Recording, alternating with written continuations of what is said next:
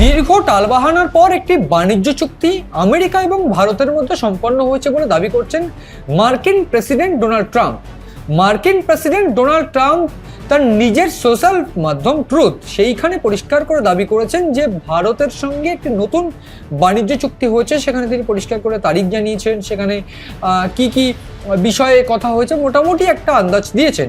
কিন্তু বিশেষজ্ঞরা বলছে যে এই বাণিজ্য চুক্তি কিন্তু এখনো একেবারে অস্পষ্ট। কারণ কি?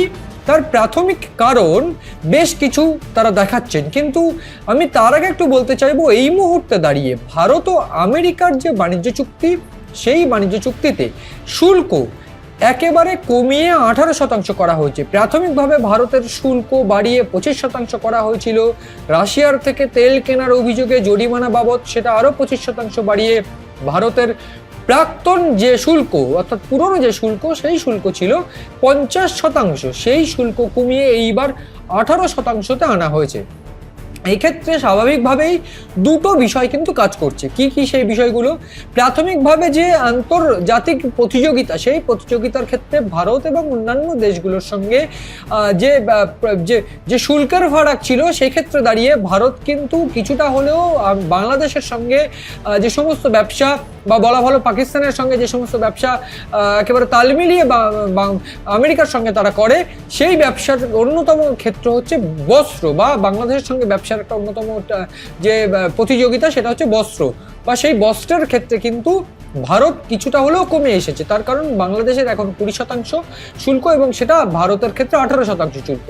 এই শুল্কের ক্ষেত্রে আমি একটু বলে রাখতে চাইবো, বেশ কিছু শর্ত কিন্তু ডোনাল্ড ট্রাম্প বেঁধে দিয়েছেন। সেই শর্তগুলোর মধ্যে প্রাথমিকভাবে তিনি তার সোশ্যাল মাধ্যমে জানিয়েছেন যে এই শুল্ক হ্রাসের পরিবর্তে আমেরিকা থেকে $50,000 কোটি শক্তি, প্রযুক্তি, কয়লা, কৃষিজ পণ্য সহ সামগ্রী বিভিন্ন ক্ষেত্রে এইসব সমস্ত সামগ্রী কেনার প্রতিশ্রুতি কিন্তু নরেন্দ্র মোদী বা ভারত দিয়েছেন।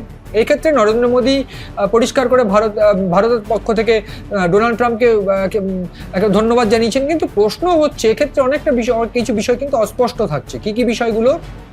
প্রথম বিষয়, যে সমস্ত ব্যবসা বাণিজ্য ভারতের সঙ্গে আমেরিকার হবে, সেক্ষেত্রে কোন কোন ক্ষেত্রে ভারত তাদের থেকে আমদানি করার প্রতিশ্রুতি নিয়েছে বা দিয়েছে, এই একটা বিষয়। দ্বিতীয়ত, যে ভারতের সঙ্গে আমেরিকার একটা দ্বন্দ্ব ছিল যে কৃষিজ ক্ষেত্রে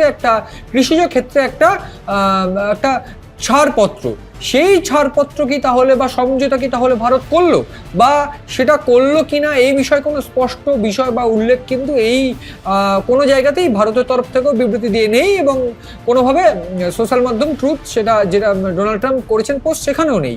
এক্ষেত্রে রাশিয়ার থেকে তেল কেনা কবে বন্ধ করছে, কিভাবে বন্ধ করছে, কতটা বন্ধ করছে, সেই বিষয়ে কোনো উল্লেখ নেই।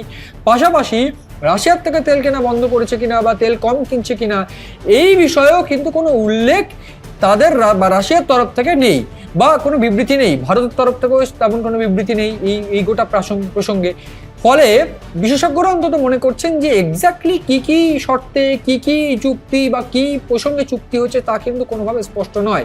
এক্ষেত্রে আমি যেটা বলছিলাম যে আমদানি বাড়বে কিছুটা বাংলাদেশের তুলনায় বা অন্যান্য দেশের তুলনায়, কারণ ভারতের শুল্কের হার কিছুটা কমে এসেছে, এবং সেইটা যদি হয় সেক্ষেত্রে কিন্তু ভারত অন্যান্য দেশগুলোর থেকে সামগ্রিকভাবে লাভটা বেশি করবে, অন্তত এই গার্মেন্টস সহ বিভিন্ন প্রযুক্তিগত ক্ষেত্রে।